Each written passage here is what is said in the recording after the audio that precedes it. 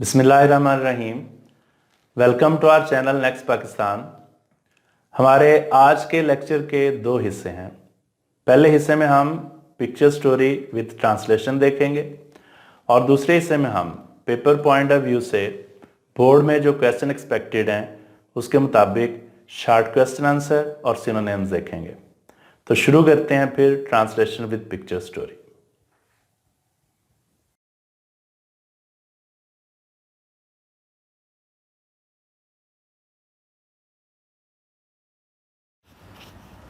एक रोज़ क्लब में तकदीर और तदबीर के मौजू पर हमारी गुफ्तगू हुई।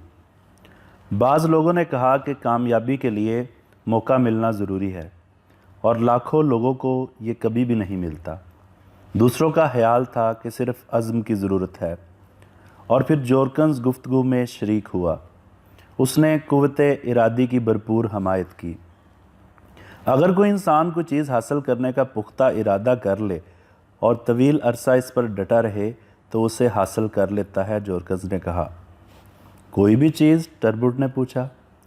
कोई भी चीज़, जॉर्कन ने जवाब दिया, जब तक वो इस पर डटा रहे और बहुत मजबूती से और काफ़ी अरसा तक इस बात के लिए डटा रहे, चीज़ ख्वाह कोई भी हो। टरबुट ने इत्तफाक न किया।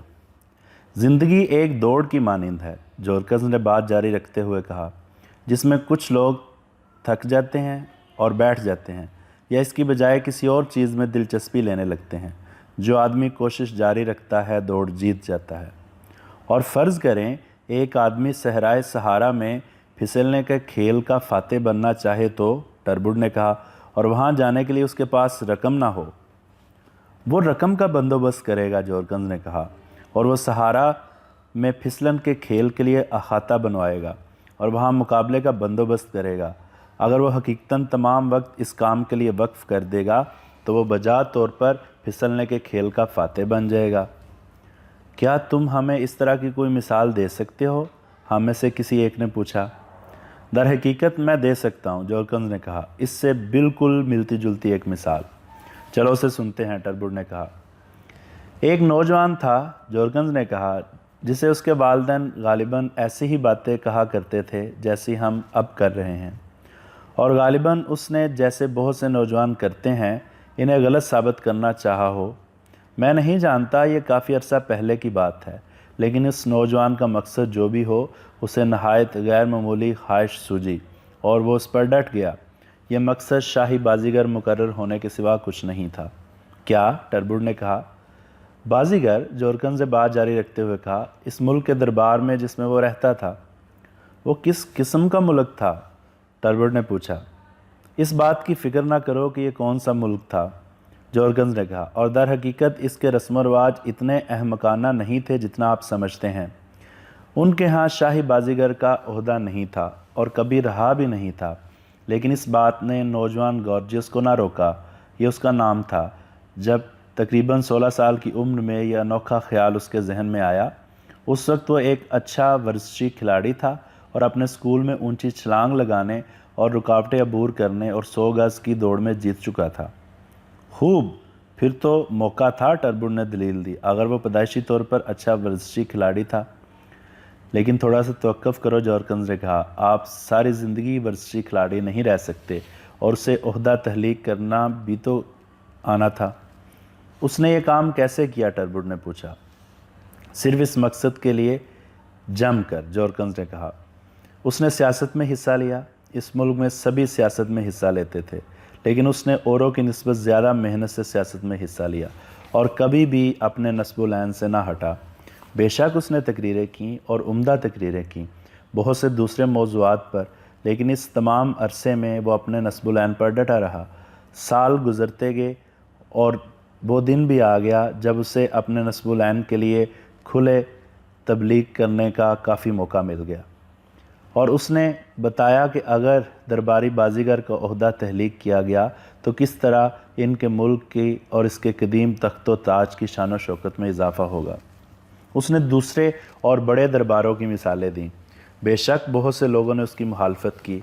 सियासत में ऐसा ही होता है।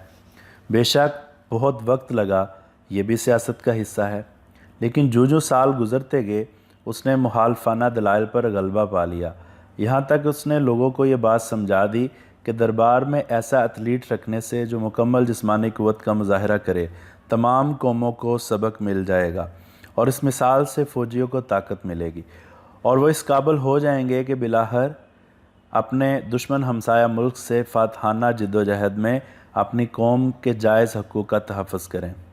اس طرح یہ نظریہ مقبول ہو گیا، اور بڑی لمبی کہانی کو اگر مختصر کیا جائے تو شاہی بازیگر کا عہدہ بجا طور پر تخلیق کر لیا گیا۔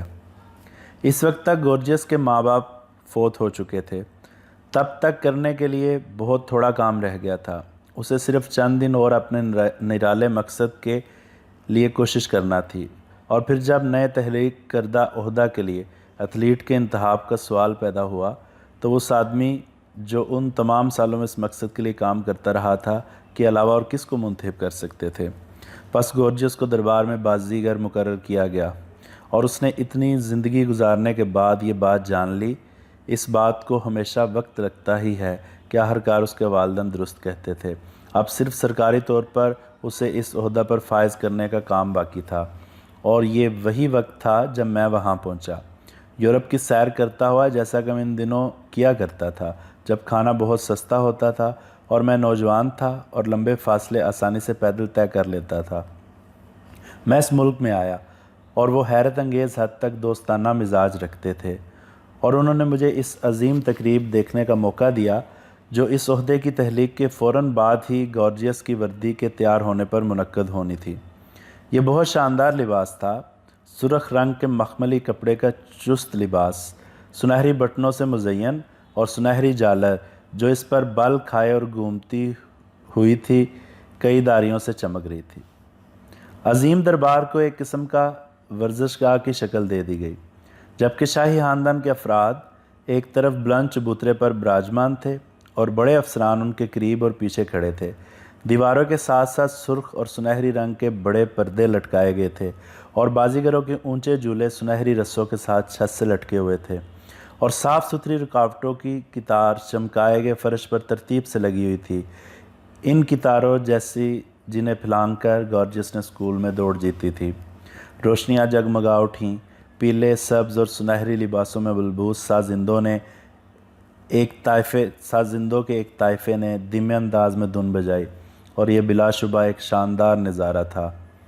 میں یہ تم سے بیان نہیں کروں گا کیونکہ وہاں کی ہر چیز، وردیاں اور خواتین کے زرق برق ملبوسات اس وقت مکمل طور پر ماند پڑ گئے جب سنہری روشنی کے سیلاب میں دروازے کھلے اور بوڑھا اپنی شاندار وردی میں اپنی زندگی بھر کے کام کو عروج دینے کے لیے ان میں نمودار ہوا۔ اس کے سفید بال اور شاہی بازیگر کی سرخ وردی ایک دوسرے کے لحاظ سے نہایت موزوں تھے، اور ان کا دبلا پتلا عمر رسیدہ جسم چست وردی میں بہت زیادہ دلگیر دکھائی دیتا تھا۔ طویل صبر اور زندگی بھر کی مشقت سے گویا تھک کر وہ اپنے نوکدار جوتے پہنے آہستہ آہستہ چلا اور ایک سنہری چوب کا سہارا لے لیا۔ پھر وہ ان رکاوٹوں کی طرف آیا جنہیں دیکھ کر اس کو یاد آیا کہ کبھی انہیں پھلانگ کر آسانی سے جیت جاتا تھا۔ جب وہ پہلی رکاوٹ پر پہنچا تو اس نے قدرے اداس تاثر کے ساتھ شاہی چبوترے کی طرف دیکھا، گویا کہ اس نے اپنی آنکھوں سے کچھ سوال پوچھا ہو۔ سوال جو کچھ بھی تھا اسے فوراً سمجھ لیا گیا۔ شاہی افراد اس کی طرف دیکھ کر مسکرانے لگے، اور ہر طرف سے ہلکی ہلکی تالیوں کی آواز آنے لگی جنہیں وہ فوراً سمجھ گیا، اور جھکا ہوا بوڑھا وجود اس رکاوٹ سے آگے چلتا گیا۔ ایک بار اس نے چھت سے لٹکے ہوئے جھولوں میں سب سے نچلے جھولے کو چھونے کے لیے ہاتھ بلند کیا، لیکن دوبارہ پھر تالیاں بجنے لگیں، اسے یقین دلاتے ہوئے کہ اس سے کسی اصل کارکردگی کا تقاضا نہیں کیا جا رہا تھا۔ اس طرح تعظیمی سلام کے بعد اسے ایک نشست تک لے جایا گیا۔ اس کی عمر بھر کی خواہش کی تکمیل ہو گئی تھی۔